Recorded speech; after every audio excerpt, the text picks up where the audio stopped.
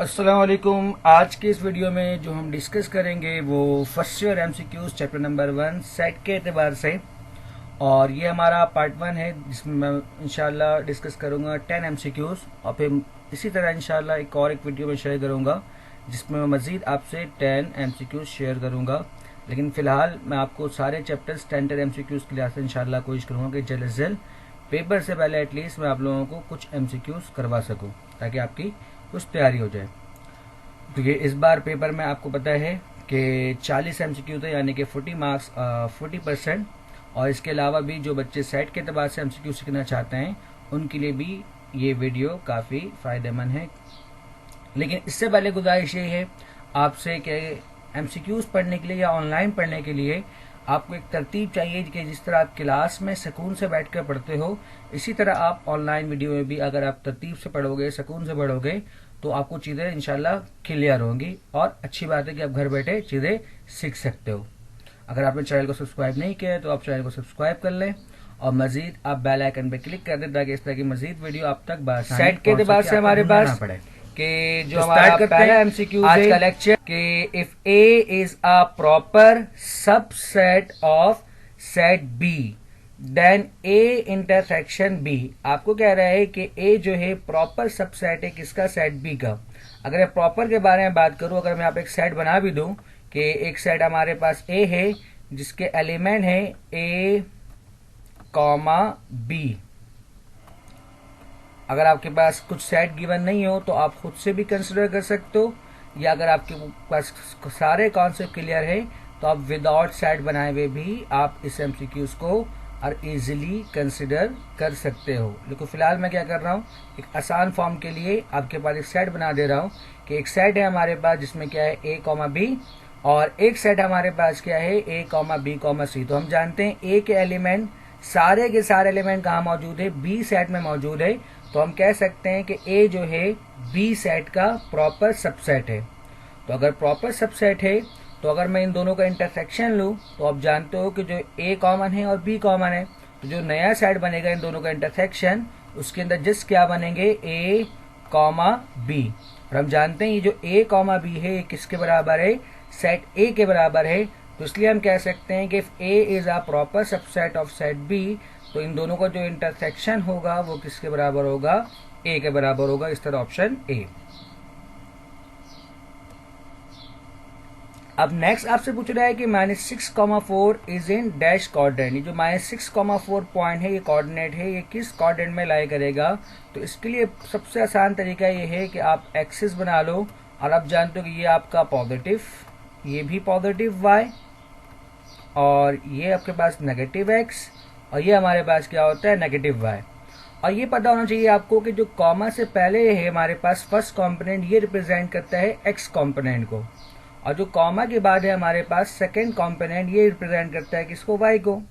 तो अगर हम इस लिहाज से देखें कि हमारे पास यहाँ पर एक्स कंपोनेंट जो नेगेटिव है और वाई कंपोनेंट हमारे पास क्या है? पॉजिटिव है। तो आपके पास ये फर्स्ट क्वाड्रेंट, उसके बाद ये आपके पास सेकेंड है, इसके बाद ये थर्ड है, और ये आपके पास क्या है? फोर्थ है। तो आपको सेकेंड क्वाड्रेंट में दिख रहा है कि जो आपका एक्स कंपोनेंट वो नेगेटिव है और जो वाई कंपोनेंट है वो आपके पास क्या है? पॉजिटिव है। तो इस लिहाज से जो इसका करेक्ट ऑप्शन है वो क्या है? ऑप्शन बी, यानी कि सेकेंड क्वाड्रेंट। नेक्स्ट आपसे एमसीक्यू पूछ रहे हैं, जो सेट आपको गिवन है 2, 3, 5, 7 is the set of dash numbers. आपको अगर नंबर्स के बारे में कॉन्सेप्ट है, आइडिया है, तो आप जानते हो कि ये आपके पास जो 2 है इसके जस्ट 2 फैक्टर हैं, एक 1 और 2। 3 के भी जस्ट 2 फैक्टर्स हैं, 1 और 2। 5 के भी जस्ट 2 फैक्टर्स हैं, 1 एंड 5। तो ये सारे के सारे नंबर जो हमारे पास हैं ये हमारे पास क्या है? Prime number. तो इस लिहाज से जो इसका बेस्ट ऑप्शन है आपके पास वो यहाँ पर क्या बनेगा? Prime number. नेक्स्ट आपके पास जो एमसीक्यूज है, MCQs number 4, in the relation R 2,3, 2,6 and 2,3 the range of R. इस तरह के रिलेशन में आपसे दो चीज पूछता है, एक डोमेन और एक रेंज। तो हम जानते हैं कि जो फर्स्ट कंपोनेंट है हमारे पास उसे हम कहते हैं डोमेन, और जो सेकंड कंपोनेंट है हमारे पास उसे हम कहते हैं रेंज। तो यहाँ पर जो फर्स्ट कंपोनेंट है वो 2 ये तीनों ही ऑर्डर पेयर में 2 है फर्स्ट कंपोनेंट, तो जो इस रिलेशन का डोमेन होगा वो क्या है, 2 है। और रेंज हमारे पास क्या बनेगा, एक में -3 है, एक में 3 है और एक में क्या है, 6 है। तो जो इसका रेंज बनेगा हमारे पास वो बनेगा -3, 3 और 6। तो इस तरह जो हमारे पास करेक्ट ऑप्शन है वो क्या है, ऑप्शन सी। जो सिंपल सा एमसीक्यूज है कि the Cartesian product of set A and B, Cartesian product को हम रिप्रेजेंट करते हैं ए क्रॉस बी से। If A is the real number, A हमारे पास क्या है, कोई भी रियल नंबर है, the point 0, A lies in dash quadrant. मैंने आपको अभी समझाया था कि क्वाड्रेंट के एतबार से कि कौन से क्वाड्रेंट में एक्स पॉजिटिव है, कौन से क्वाड्रेंट में वाई पॉजिटिव है। जैसे आपको दिख रहा है कि फर्स्ट कंपोनेंट में एक्स और वाई दोनों ही पॉजिटिव है। अगर आपको कोई ऑर्डर पेयर गिवन है उसमें दोनों पॉजिटिव हो तो आप कह सकते हो कि वो फर्स्ट कंपोनेंट में।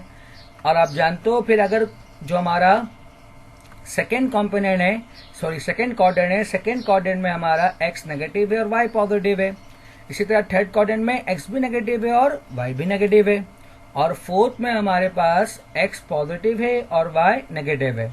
अच्छा, लेकिन इसके लिए शर्त ये है कि आपके पास दोनों जो कंपोनेंट है वो कोई रियल नंबर होगा और 0 नहीं होना चाहिए रियल नंबर में। ठीक है, अगर 0 आएगा या तो फर्स्ट कंपोनेंट में आ जाए या सेकंड कंपोनेंट में आ जाए तो फिर वो क्वाड्रेंट में लाई नहीं कर रहा होगा, फिर वो एक्सिस के ऊपर लाई करेगा। जैसे कि यहां पर हमारे पास फर्स्ट कंपोनेंट 0 है, सेकंड भी 0 हो सकता है और दोनों भी 0 हो सकता है। तो इसका मतलब ये है कि फिर ये एक्सिस पर लाई कर रहा है। अगर दोनों 0 है तो फिर हम कहेंगे ओरिजिन पर है। इस बात को आप समझ ले पैटर्न से।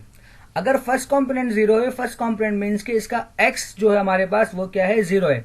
तो हम जानते हैं वर्टिकल लाइन पे कि वर्टिकल मतलब क्या है कि हमारा एक्स कंपोनेंट क्या होता है, 0, क्योंकि first component means horizontal distance और second component means vertical distance. तो अगर हमारा फर्स्ट कंपोनेंट 0 है इसका मतलब कोई इसका हॉरिजॉन्टल डिस्टेंस नहीं है, जस्ट वर्टिकल डिस्टेंस है। तो इसका मतलब ये, इस एतबार से हमारे पास जो इसका बेस्ट ऑप्शन है वो क्या है, वाई एक्सिस। क्योंकि वाई एक्सिस पर एक्स की वैल्यू क्या होती है, 0, और एक्स एक्सिस पर वाई की वैल्यू क्या होती है, 0। अगर फर्स्ट कंपोनेंट 0 है तो इसका मतलब ये लाई कर रहा होगा वाई एक्सिस पर, और अगर सेकेंड कंपोनेंट 0 है तो उसका मतलब ये है कि ये लाई कर रहा होगा एक्स एक्सिस पर। नेक्स्ट हमारे पास है the proper subset of null set. Null set का प्रॉपर सबसेट क्या होगा, ये कॉन्सेप्चुअल एमसीक्यूज है। हम जानते हैं कि नल सेट खुद हमारे पास क्या है, एक खाली सेट है। ठीक है, इसके अंदर कोई भी एलिमेंट नहीं होते हैं। अब जो इसका प्रॉपर सबसेट है, प्रॉपर सबसेट के अंदर कम से कम एक एलिमेंट कम होने चाहिए। लेकिन हमारे पास नल सेट है तो एक छोटा सा एक कॉन्सेप्ट है कि क्या कोई ऐसा सेट है जिसका कोई प्रॉपर सबसेट नहीं होगा। तो हम कहते हैं हाँ, एक सेट है, वो कौन सा है, नल सेट के नल सेट का कोई प्रॉपर सबसेट नहीं होता। तो इस एतबार से एग्जिस्ट ही नहीं करता। तो यहां पर कह रहा है the proper subset of null set, तो हम क्या कहेंगे, कोई भी ऐसा सबसेट नहीं है जो नल सेट का प्रॉपर सबसेट बन जाए। इसलिए जो इसका सही ऑप्शन है वो क्या है, डज नॉट एग्जिस्ट। नेक्स्ट आपके पास if A and B subset of universal, यानी कि कोई दो सेट है जो यूनिवर्सल है किसका, सबसेट का, और ए बी जो है नल सेट है। And A and B disjoint, उसके अंदर कोई भी एलिमेंट कॉमन नहीं है। And it's union is equal to universal set, और जो उसका यूनियन लोगे आप तो किसके बराबर आएगा, यूनिवर्सल सेट के।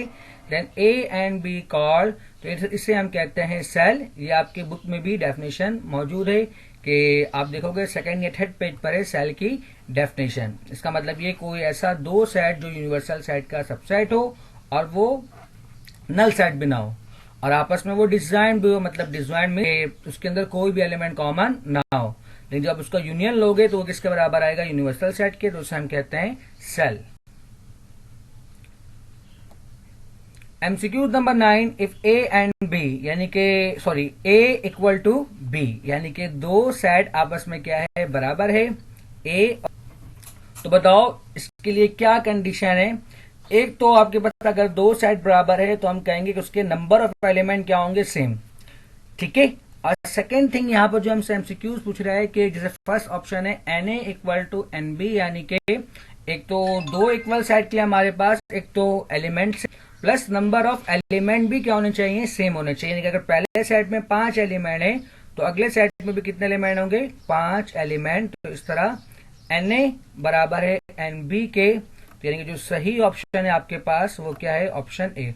अच्छा, एक बात मैं आपसे गुजारिश करूँ, अगर आपको वीडियो अच्छी लग रही है तो आप कमेंट्स में बताएं, और अगर नहीं भी समझ में आ रही है, मजीद क्या बेहतर कर सकते हैं इसके अंदर, तो आप वो भी कमेंट्स के अंदर बताएं ताकि मैं चीज़ों को और बेहतर बना सकूं। लास्ट ऑप्शन हमारे पास क्या है, if A and B are exhaustive sets then A union B. अगर ए एग्जॉस्टिव सेट्स है तो फिर हम जानते हैं कि एग्जॉस्टिव सेट वो सेट होते हैं जिनका आप यूनियन लो तो वो बराबर आते हैं यूनिवर्सल सेट के।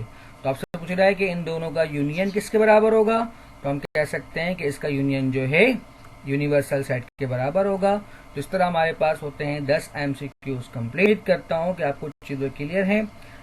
कोई भी अगर सवाल है तो आप कमेंट्स में पूछ सकते हैं, इंशाल्लाह मैं आपको जवाब दूंगा। वीडियो देखने के लिए शुक्रिया। अल्लाह हाफिज।